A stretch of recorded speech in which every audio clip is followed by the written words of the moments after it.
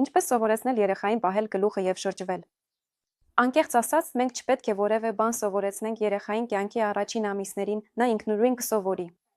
Մենք պետք է պարզապես հնարավորություն տանք նրան սովորելու, ապահովենք անվտանգ և հարմարավետ միջավայր։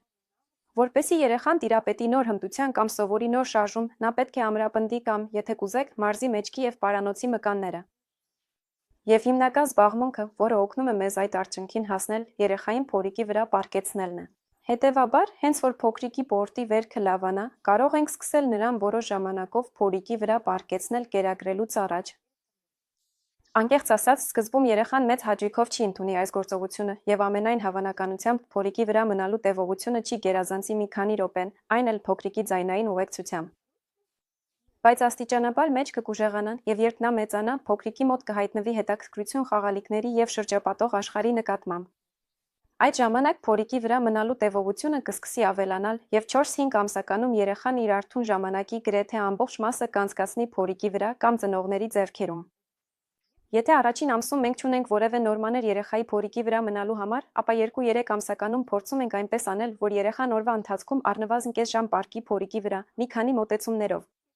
3 ամսականից հետո խորհուրդ ենք տալիս ծնողներին տեղափոխվել հատակ և այնտեղ հնարավորինս շատ ժամանակ անցկացնել։ Մի վախեցեք, որ հատակը կարող է բավականաչափ մաքուր կամ տաք չլինել։ Երեխային դա նորմալ է։ Նեղվում եք, պարզապես գորգ փռեք։ Բայց կարևորը երեխային տեղափոխել հատակ, որովհետև դա և երեխայի անվտանգությունն է, կոշտ մակերույթի վրա պառկելու հմտությունը։ Կան տարբեր հնարքներ այն փոքրիկների համար, ովքեր բացարձակապես չեն ուզում պառկել փորիկի վրա։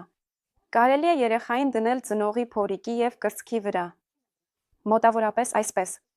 որպեսզի փոքրիկը նայի դեմքին։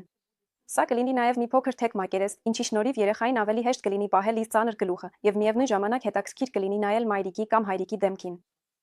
Նույնպես կարելի է երեխայի ձեռքերի տակ դնել գլանաձև ոլորված սրբիչ կամ ծածկոց, որպեսզի կրկին հեշտացվի նրա համար գլուխը պահելը։